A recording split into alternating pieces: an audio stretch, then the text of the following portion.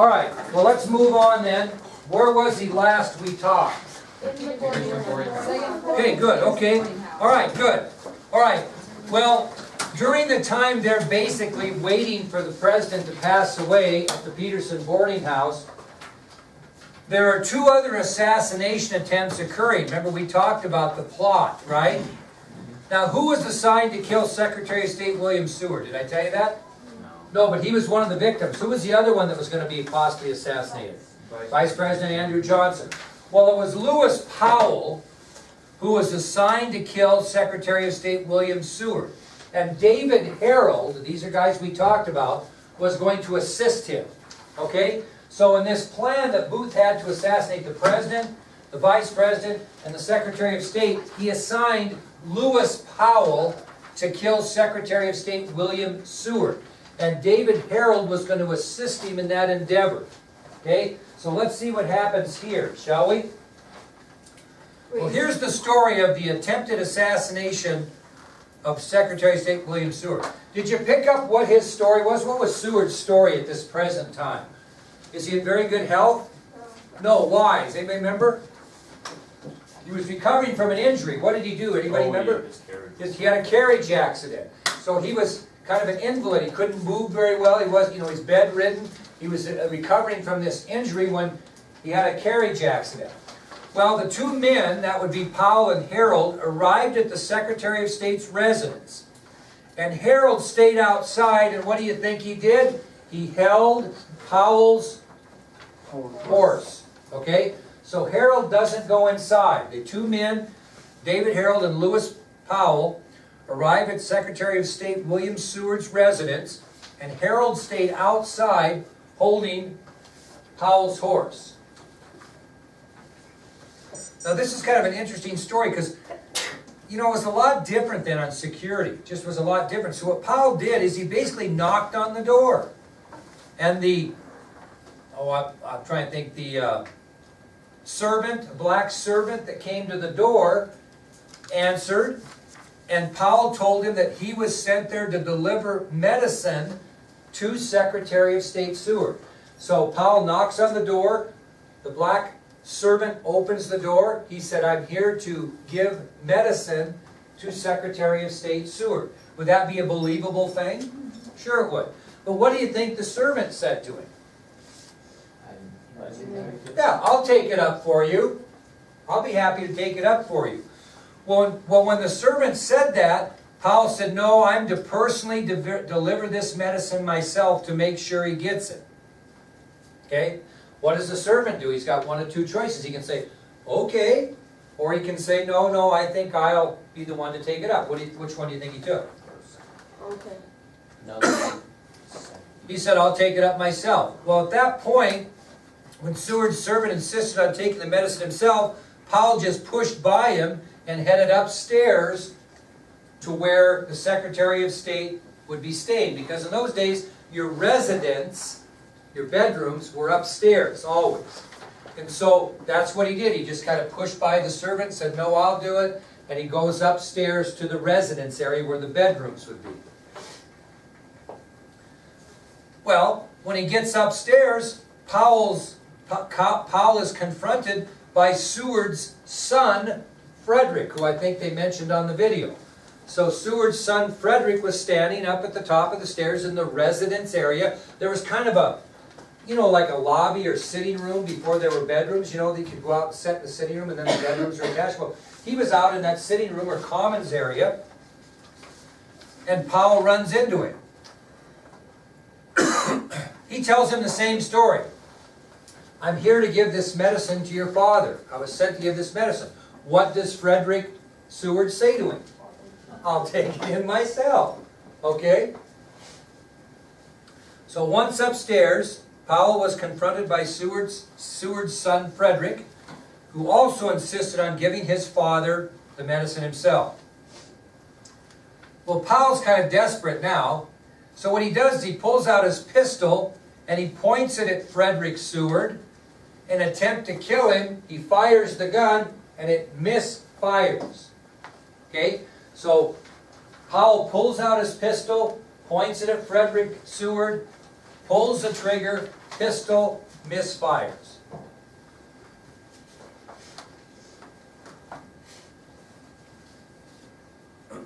Well, when Powell does that, he realizes he's getting deeper in trouble, and he simply hits Frederick over the head with the butt of his gun so hard it fractures Frederick's skull. So he just clubs him over the head with the butt of his pistol, cracking Frederick's skull. Damn, it hurts him badly.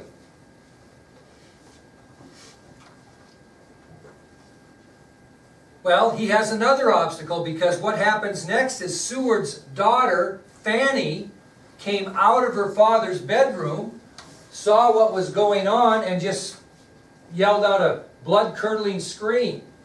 Okay? So Seward's daughter, Fanny, comes out of her father's bedroom because she's tending to him while he's healing, sees what has happened here, and screams at the top of her lungs.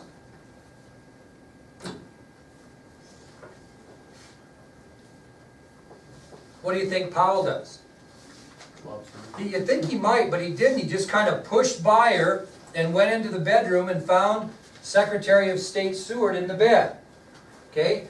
And when he found him in the bed, he pulled out his knife and stabbed at Seward several times, missing him every time because he was so skinny and so slight. He just missed him. Okay? Original. So he stabbed at Seward several times. Each time he missed because of Seward's slight build. He was a very little guy. And he was, where was he? Under the covers, right? He didn't pull the covers back and start stabbing at him. He started stabbing at him and missed him several times.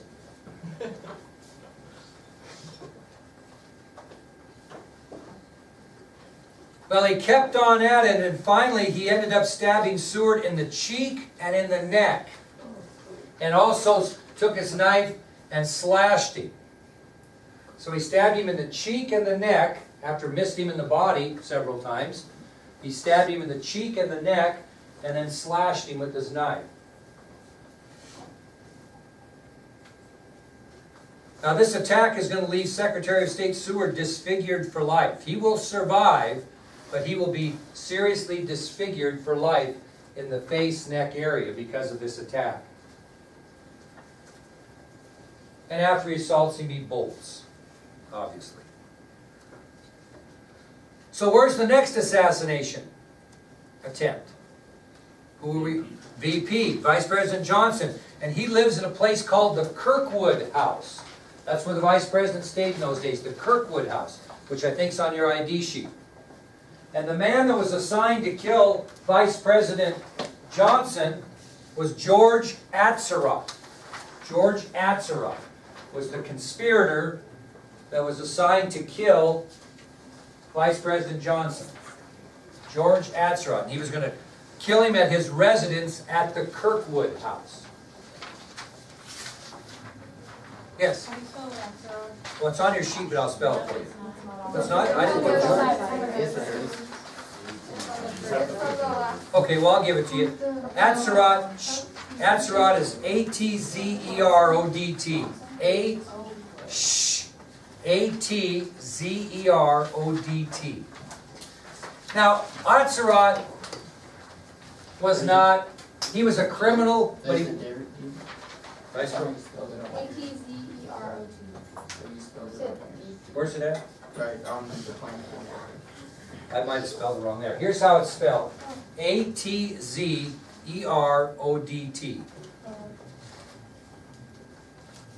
Well, anyway, he was a criminal, but was he? He was not a what? Murderer. So he went and got drunk instead. Had lost his nerve, went and got drunk. Didn't even make it to the Vice President's house. So Atzerodt, who was assigned to kill Vice President Johnson at his residence at the Kirkwood House, simply lost his nerve to kill the Vice President and proceeded to get drunk instead. All this is happening at the same time, right? All this is happening at the same time, or approximately the same time. So, we know what happened to Seward. We know what happened to Johnson, which was nothing. So we'll go back to the Peterson house where the president is slowly dying.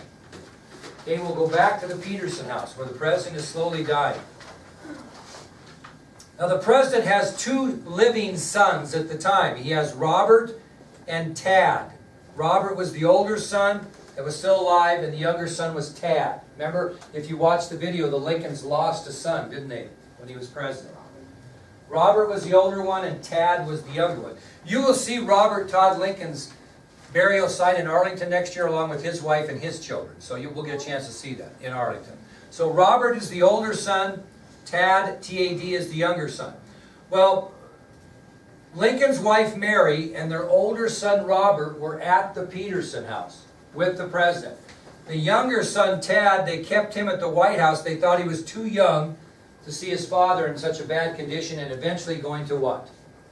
Die. Didn't want that vision for him. So with Lincoln was his wife Mary and their older son Robert. Their younger son Tad was kept back at the White House. They believed he was too young to see his father in such a condition and did not want him there at the time when the president would die. Now, it was estimated that more than 100 people visited President Lincoln during the night prior to his passing away, which included Vice President Johnson, who wasn't assaulted, right? And many members of Lincoln's cabinet. So it was estimated that about 100 people visited Lincoln during his dying moments, including several members of his cabinet and Vice President Andrew Johnson. Well, by 7 a.m. the next morning, Lincoln's breathing slowed and everybody knew the end was near. By 7 a.m. the next morning, over at the Peterson house, it was evident that the president didn't have much longer to live because his breathing had slowed down considerably by 7. And at 7:22 a.m., he died at the age of 56. 7:22 a.m., he died at the age of 56. Now, if you remember the Blue and the Gray movie, it was Secretary of War Edwin Stanton who made the statement. What statement? Anybody remember after he was pronounced dead at 7:22? He said, "Now he belongs to the ages." That was a guy with a long beard. What day was this? This was the next day, which would have been April 15th, is when he actually died. Because he died at 7:22 in the morning. What's that? Yeah, Secretary of War, I think I got it on your ID sheet. Yeah. Secretary of War Edwin Stanton was the one that stated immediately after the president was pronounced dead, "Now he belongs to the ages."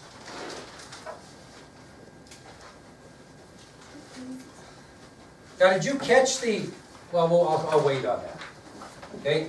That'll take us to our next subtopic, which is the manhunt for John Wilkes Booth. Obviously, they're going to try to find this guy. The manhunt for John Wilkes Booth.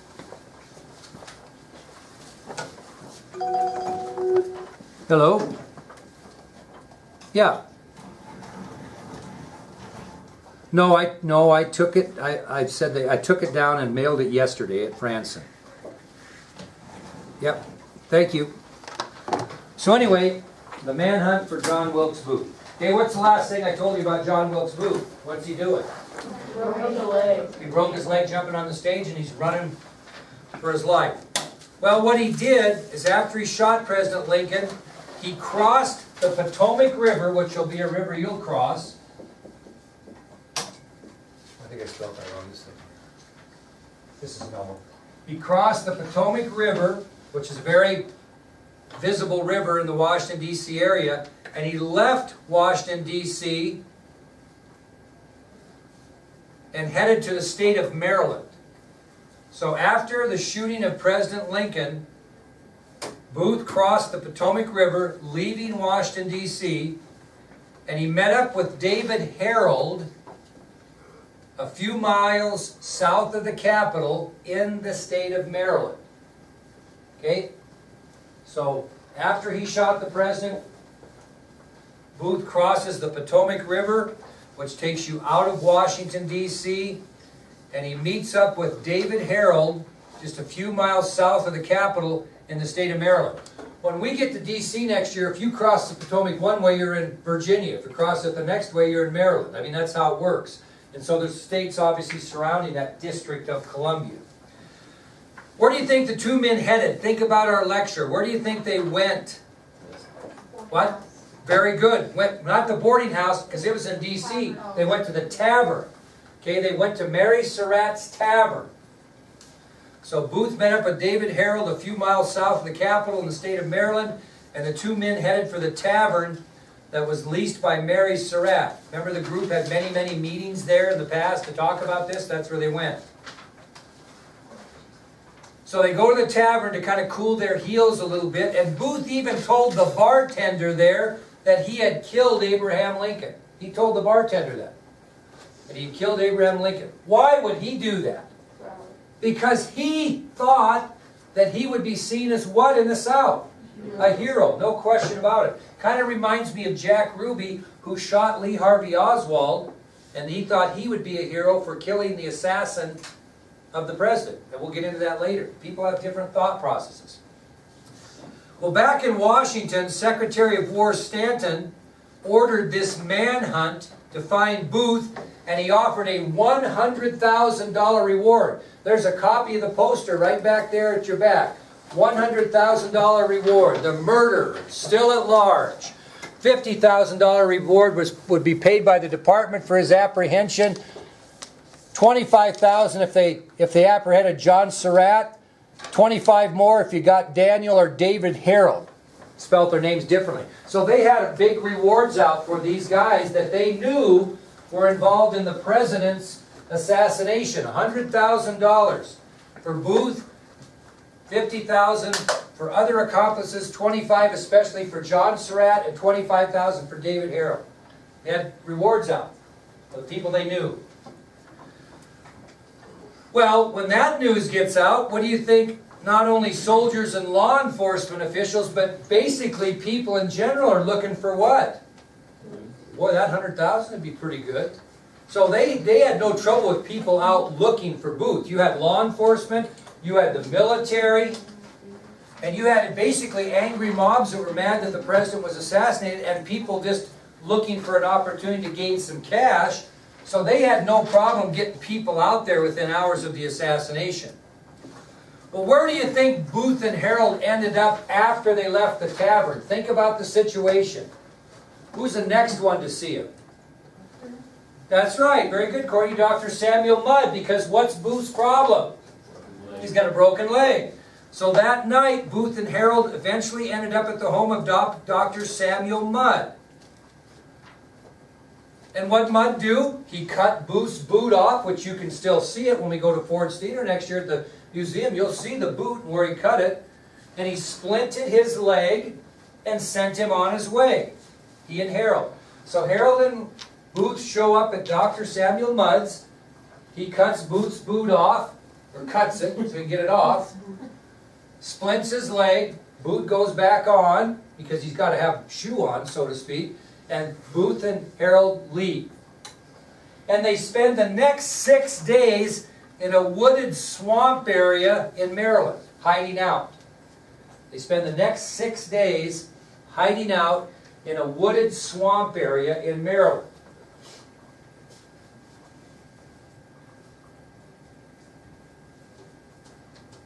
Finally, 9 days after the assassination, Booth and Harold get into Confederate territory in Virginia. So now they're in Virginia, and it's been 9 days since the president's been assassinated. And they're in Confederate territory in Virginia. Why would they go to Confederate territory in Virginia? Hopefully to get some assistance, right? Well, on April 24th, 1865, on April 24th, 1865, Booth and Harold arrive at the tobacco farm owned by Richard Garrett. On April 24th, 1865, Booth and Harold arrived at a tobacco farm that's owned by Richard Garrett. Am I the only one in here? It's a little hot. Okay, there we go. So Booth and Harold leave the swamp area. They've had enough of that probably, 6 days of that. And they arrive at the tobacco farm of Richard Garrett. Why would they go to Richard Garrett's tobacco farm? Because he was a Southern sympathizer. And they knew they would get support there. So they go to the tobacco farm of Richard Garrett. And Garrett lets them hide out in his barn. Garrett lets them hide out in his barn. Well, who's chasing them, most importantly? Other than police aren't going to chase them clear into Virginia, who's going to chase them into Virginia? The military. So the 16th New York Cavalry come upon the barn the next morning on April 25th. We're just about the same time, aren't we, again? So on the morning of April 25th, Booth and Harold are going to be cornered in that barn by the 16th New York Cavalry, who are on search for him. Yeah, cavalry. They're looking for the guy. And they've been following him, taking clues, and now they got him trapped in a barn. What does Harold do immediately? Surrenders. Comes out. Surrenders. Booth refuses. So what did the cavalry do? Yeah, girl. Set the barn on fire. That'd be a way to kind of get your attention. Set the barn on fire. Did they want to take Booth alive or dead? Was this a dead or alive deal? No, they just like Lee Harvey Oswald. They wanted Booth alive so he could go on trial, be punished for this, find out what the deal was. When Lee Harvey Oswald killed President Kennedy, the worst thing that could have happened is Jack Ruby killing him. They have no idea why Oswald. That's the reason we have this class next year. If Oswald goes to trial, this is going to take us 20 minutes to tell you the story. Now it's going to take you a semester to tell you the story. So anyway, they want to take him alive. Well, there's this goofy sergeant by the name of Boston Corbett. And he ends up silencing John Wilkes Booth forever. Okay? A